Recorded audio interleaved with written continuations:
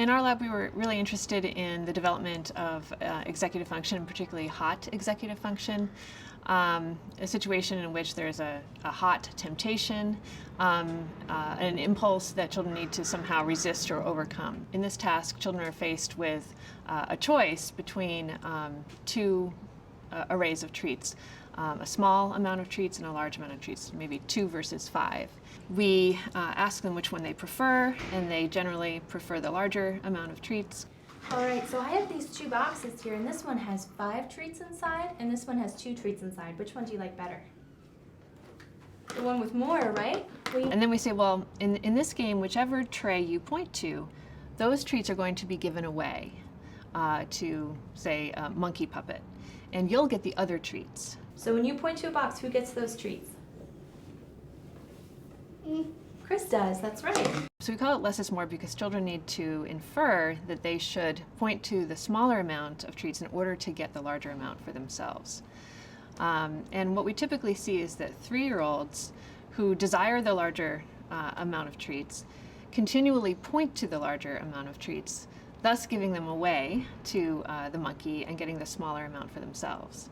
And they're quite dismayed about this, but they don't know yet how to resolve the conflict. Whereas 4-year-olds will typically make a mistake on the first trial by pointing to the larger amount of treats. They see what happens, they get the feedback, and they're able to learn from that feedback and resolve the conflict relatively quickly, as we saw, by shifting their perspective and realizing, okay, I need to point to the smaller amount in order to get the larger amount.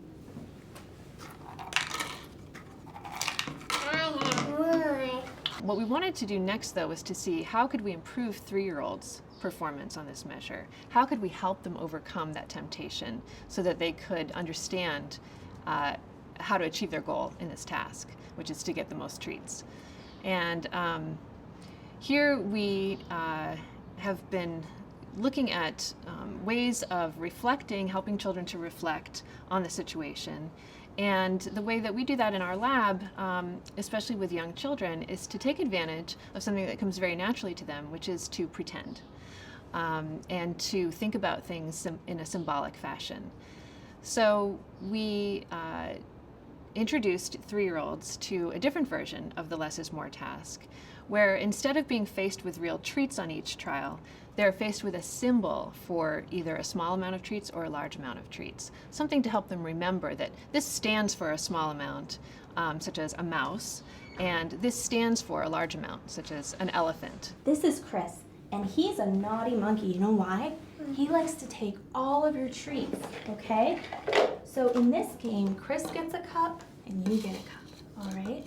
And whatever box you point to, Chris takes the treats in that box, okay? So here we go. I'm gonna show you these boxes and you point to one and I'll show you how it works, okay? You ready? Point to a box. See, Chris gets that many. And you get that many. All right? So when you point to a box, who gets the treats in that box? Chris does. All right, let's play. Point to a box.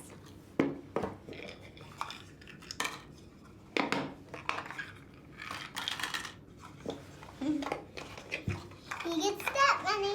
What we discovered was that when we put the task in that context, 3-year-olds quite readily learned that they could point to the mouse, which they know stands for a small amount of treats, but that would help them then get the large amount of treats from the elephant box. I love goldfish.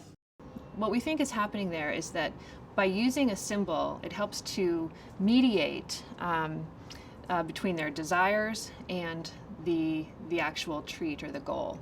And that mediation is symbolic in that case and helps put a little bit of distance between themselves and the situation so that they subsequently have more control over it, have more choice in the matter, and can exercise that control to reach their goals. The next question was, does it last? And we can't have parents and teachers go around substituting real rewards with fake ones or with symbols for them all the time. So what if we can introduce the task in a symbolic format, in a play context, and subsequently introduce the hard case where they have the real temptation to overcome or the real problem to solve. What we discovered was that if children were first introduced to a symbolic version of the game and subsequently introduced to the real version with the tempting rewards right in front of them, it carried over. And so we think that this has relevance for parents and teachers to simply introduce new problems and tasks in a way that takes advantage of kids' natural proclivity to pretend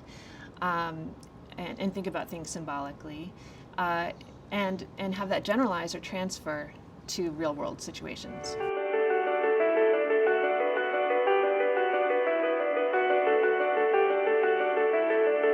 Pond5.com